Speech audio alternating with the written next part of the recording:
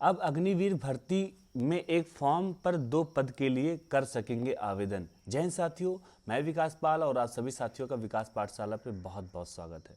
साथियों, अगर अग्निवीर से संबंधित आप हैं और आर्मी में बेहतरीन नौकरी करना चाहते हैं तो आपके लिए अब बहुत खुशखबरी की बात है। आप एक साथ में 2 पदों पर आवेदन कर सकेंगे। तो उसी के संबंधित एक ऑफिशियल न्यूज़ आई है, उस चीज़ों को पढ़ते हैं तथा समझने का पूरा प्रयास करते हैं। साथियों, मैं ये भी कहूँगा कि 4 से 5 मिनट आप मेरे साथ बने रहिएगा। इससे क्या होगा, चीज़ों को आप समझ लेंगे तो क्या होगा, गांव में और जो आपके यार साथी दोस्त हैं ना, उनको भी आप सजेशन दे सकेंगे, उनको बता सकेंगे कि नहीं बेटा ऐसा नहीं, ऐसे करना है आपको। ठीक है, आप शुरू करते हैं। अब अग्निवीर भर्ती में एक फॉर्म पर 2 पद के लिए कर सकेंगे आवेदन। तो क्या पूरी प्रक्रिया, उस चीज़ को समझेंगे। उसके बाद में लास्ट में बताएंगे कि हेल्पलाइन नंबर क्या है और ईमेल और मोबाइल से संबंधित कुछ जानकारियां हैं उसको भी समझाएंगे। उसके बाद अपडेट होने चाहिए प्रमाण पत्र, तो कौन से प्रमाण पत्र अपडेट होने चाहिए, तो उन सारी चीज़ों के बारे में बताएंगे। उसके बाद में बताएंगे अभ्यर्थियों के लिए जरूरी दिशा निर्देश, तो क्या जरूरी दिशा निर्देश है उस चीज़ को बताएंगे, तथा महत्वपूर्ण डॉक्यूमेंट कौन कौन से लगेंगे वो भी बताएंगे। तो सारी चीज़ों को विस्तार से बताएंगे, तो बने रहिए हमारे साथ। तो आइए स्टार्ट करते हैं। भर्ती 2025-26 के लिए तैयारी शुरू। आवेदन प्रक्रिया इसी महीने के अंत में शुरू होने की उम्मीद है। सेना में अग्निवीर भर्ती के लिए तैयारी शुरू हो गई है और इस बार भर्ती एक फॉर्म पर 2 पदों के लिए आवेदन कर सकेंगे। और सेना भर्ती कार्यालय पिथौरागढ़ के अनुसार नई व्यवस्था के तहत हुए बदलाव में पहले आवेदकों को केवल एक पद के लिए आवेदन करने की अनुमति थी। साथियों, जब पहले, इससे पहले की अगर बात करते हैं तो पहले अगर अग्निवीर में कोई फॉर्म फिल करता था तो क्या होता था, सब साथियों, अब क्या होता है, सबसे पहले आपको फॉर्म फिल करना पड़ेगा। उसके बाद में आपका रिटर्न पेपर होगा। रिटर्न पेपर आप जब पास कर लोगे तब आपकी फिजिकल होगी। तो क्या होता है, उसमें आपको एक ही पद चुनने को मौका मिलता था, लेकिन इस बार ऐसा नहीं होगा। इस बार बदलाव हो गया है। अब आपको 2 पद चुनने को मौका मिल जाएगा। इस बार युवा अग्निवीर जनरल ड्यूटी तथा तकनीशियन तथा ट्रेडमैन और क्लर्क जैसे किसी भी 2 पदों के लिए एक साथ आवेदन कर सकेंगे। समझ रहे हो ना। इसमें कितने कैटेगरी होती हैं, एक जनरल ड्यूटी जिसको जीडी बोलते हैं, ठीक है, एक टेक्नीशियन होता है जिसको टेक्नीशियन बोलते हैं, बहुत लोग को टेक्नीशियन पसंद है, और एक होता है ट्रेडमैन जो खाना पानी बनाते हैं, जो ग्रुप डी की नौकरी टाइप का होता है, एक क्लर्क होता है जो बाबू बनते हैं। ठीक है, ये 4 प्रकार की यहाँ पदे होते हैं, लेकिन इसमें से आप 2 चॉइस कर सकते हैं। पहले एक करते थे, जो जनरल ड्यूटी है वो जनरल ड्यूटी, जो टेक्नीशियन है टेक्नीशियन, जो ट्रेडमैन है ट्रेडमैन, जो क्लर्क है वो क्लर्क। क्लर्क में इसलिए बच्चे चॉइस कर लेते हैं जिनकी हाइट कम है वो क्लर्क में जा सकते हैं, क्योंकि क्लर्क में हाइट कम भी चलता है। ठीक है, लेकिन इंग्लिश इसमें कंपलसरी होता है।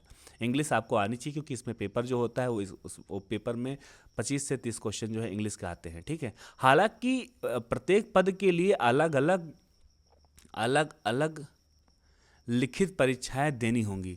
आप अगर 2 पद चुनते हैं तो उन दोनों के अलग अलग लिखित परीक्षाएं होंगी। शारीरिक परीक्षा केवल एक बार देनी होगी। इसका लाभ यह होगा कि यदि कोई उम्मीदवार एक लिखित परीक्षा में असफल होता है और दूसरी परीक्षा में सफल होता है तो उसे भर्ती में शामिल होने का मौका मिलेगा। आप समझ गए होंगे, मतलब आप 2 पद जब भरेंगे ना तो 2 बार आपका पेपर होगा। जैसे आपने जीडी भरा, दूसरा टेक्नीशियन भरा, तो आप जीडी का भी पेपर देंगे, टेक्नीशियन का पेपर देंगे। टेक्नीशियन थोड़ा टेक्निकल होता है, अगर मान लो टेक्नीशियन में आप फेल हो गए तो आपको जीडी का मौका रहेगा, आपको रनिंग करने को मिलेगा, आपको नौकरी करने को मिलेगा। ठीक है, सेना मुख्यालय की ओर से कार्यक्रम का नोटिफिकेशन और आवेदन प्रक्रिया फरवरी के अंत में शुरू करने की संभावना है, तथा आवेदन जो प्रक्रिया इसी फरवरी के अंत में, आज 20 फरवरी है, तो इसी फरवरी के अंत में आवेदन प्रक्रिया शुरू होने की पूरी संभावना है। तथा लिखित परीक्षा अप्रैल में होगी, और परीक्षा फरवरी के बाद मार्च, फिर अप्रैल, मतलब दूसरे महीने में, मार्च के बाद इसके दूसरे महीने में अप्रैल में इसकी परीक्षाएं कराने की पूरी संभावना है। इसी के साथ अब बात करते हैं अभ्यर्थियों के लिए ज़रूरी दिशा निर्देश। तो क्या ज़रूरी है, जैसे आवेदन में 10वीं की मार्कशीट में दर्ज खुद का नाम, आप जो आवेदन करें तो उसमें जो अपना नाम लिखते हैं ना, वो 10वीं मार्कशीट में दर्ज होना चाहिए, वो नाम लिखना है आपको। ठीक है, अगर जैसे विनोद कुमार यादव आपका नाम है, लेकिन आपके मार्कशीट में विनोद यादव ही लिखा है, तो आप फॉर्म फिल करते समय आपको विनोद यादव ही लिखना है, विनोद कुमार यादव नहीं लिखना है। आई थिंक आप समझ गए होंगे। जन्म तिथि, जन्म तिथि माता पिता का नाम का ही उपयोग करें। तो जन्म तिथि आपका जो 10वीं मार्कशीट में है वही जन्म तिथि लिखना है। आधार कार्ड क्या है, आप बार बार संशोधन करा सकते हैं, लेकिन जो 10वीं की मार्कशीट होती है वो बार बार संशोधन नहीं होता, जो बन गया सो बन गया। तो इस वजह से जो भी फिल करेंगे आप 10वीं की मार्कशीट में देख के फिल करेंगे, आधार कार्ड से उससे कोई लेना देना नहीं होगा। जन्म तिथि माता पिता का नाम का ही उपयोग करें। आधार कार्ड में दर्ज नाम के आधार पर आवेदन ना करें। देखो इन्होंने भी साफ बता दिया, आधार कार्ड कोई मान्य नहीं होता है, ठीक है। अपडेट होने चाहिए प्रमाण पत्र। आवेदन से पहले जाति और चरित्र प्रमाण पत्र बनवा लें या अपडेट करवा लें। स्थायी पते के लिए आधार कार्ड मान्य नहीं है, बल्कि मूल निवास प्रमाण पत्र जरूरत होगी। मूल निवास प्रमाण पत्र में गांव का नाम सही दर्ज कराएं या अपडेट करवा लें। साथियों, आप सभी जब आवेदन कराएंगे तो आप जैसे ओबीसी के है तो आपको ओबीसी का सर्टिफिकेट चाहिए, पिछड़ा वर्ग प्रमाण पत्र चाहिए। आप एससी के हैं तो उसका सर्टिफिकेट चाहिए, तो आपको नया होना चाहिए। इस वजह से अगर आपके पास पुराना है तो वो काम नहीं करेगा, आपको नया बनवा लें। चरित्र प्रमाण पत्र बनवा लें, वो तो प्रधान के माध्यम से, तहसील के माध्यम से बन जाएगा। तथा आपके पास निवास प्रमाण पत्र वो भी ज़रूरी है, क्योंकि आपका जो आधार में एड्रेस है उससे मान नहीं होगा, उसके लिए बाकायदा आपको निवास प्रमाण पत्र बनाना पड़ेगा। वो ऑनलाइन कर देंगे, एक लेखपाल होंगे वो दस्तखत मोहर कर देंगे और तहसीलदार फॉरवर्ड कर देंगे और बन जाएगा। इसी के साथ में अब हम लास्ट में बात करते हैं कि क्या बात करते हैं, हाँ, ईमेल और मोबाइल नंबर। आवेदन करते समय अपनी ईमेल और मोबाइल नंबर का ही उपयोग करें जो चालू स्थिति में हो और साइबर कैफ़े में इन्हीं को फीड कराएं। साथियों, जो आपका ईमेल जो चालू स्थिति में हो, मोबाइल ईमेल तो बहुत ज़रूरी है। एक पर्सनल ईमेल बनाओ जो हमेशा अपना एक्टिव रखो, हमेशा हर दूसरे दिन चेक करते रहो, ठीक है। मोबाइल नंबर भी एक पर्सनल होना चाहिए।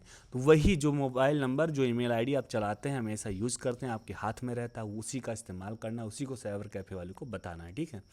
हेल्पलाइन नंबर, किसी जानकारी के लिए सेना भर्ती कार्यालय के हेल्पलाइन नंबर जो है 0594 ये उसका पिन नंबर है, और 297820 ये उनका नंबर है, बेसिक टेलीफोन नंबर है। आप इस पर संपर्क करें। इस बार भर्ती प्रक्रिया में बदलाव से युवाओं को अधिक अवसर मिलेंगे। साथ ही इस बार भर्ती की जो प्रक्रिया बदल गई है, इसमें लोगों को बेहतर अवसर मिल सकता है, क्योंकि 2 बार आपको मौका मिल सकता है, ठीक है। आपको कोई जानकारी है तो आप इस नंबर पे कॉल करके आप पूरी जानकारी प्राप्त कर सकते हैं। तथा army.nic.in पर किया जा सकेगा। भर्ती प्रक्रिया के पिथौरागढ़ पर और चंपारण जिले के युवक आवेदन कर सकेंगे। साथियों, इसी के साथ ये हमारा जो विज्ञापन था, जो सूचना थी, मैंने आप सभी को बता दी। आई होप आप चीज़ों को समझ गए होंगे, और अब अपने गांव में जो अभी आपके यार दोस्त साथी हैं उनको आप बता सकते हो और स्मार्ट बन सकते हैं, क्योंकि आपको पता है तो आप भी उनको चीज़ें बता सकते हैं। इसी तरीके से आपको जानकारी अगर आपको चाहिए तो आपको हमारे चैनल सब्सक्राइब करना होगा, ताकि मैं हमेशा आप सभी को अपडेट रखूं और आप सभी हमेशा अपडेट रहें। तो साथियों, और तथा आपको वीडियो अच्छी लगी है तो लाइक करिएगा। आपके यार दोस्त भाई बहन हैं जिनको ये वीडियो की बहुत नीड है, जो आर्मी की तैयारी करते हैं, तो उनको ये वीडियो ज़रूर शेयर करिएगा। उसी के साथ अगर अभी भी आपके मन में कोई डाउट है, कोई डॉक्यूमेंट से संबंधित या पद से संबंधित, या आप जानना चाहते हैं कि कौन सा पद मेरे लिए सुटेबल है, तो मैं सारी चीज़ें आपको बता सकता हूँ। आप कमेंट में रिप्लाई करना, मैं कमेंट में रिप्लाई करके आप सभी को संतुष्ट करने का पूरा प्रयास करूँगा। चैनल को सब्सक्राइब जरूर करिएगा। मैं महाबली से प्रार्थना करूँगा कि आपको साहस दे, हिम्मत दे, सामर्थ्य दे, आप मन लगाएं, मेहनत करें, ताकि आपको जल्दी नौकरी मिले, जल्दी कामयाबी मिले और आपके घर में जल्दी खुशियाँ आएँ। जय हिंद, वंदे मातरम।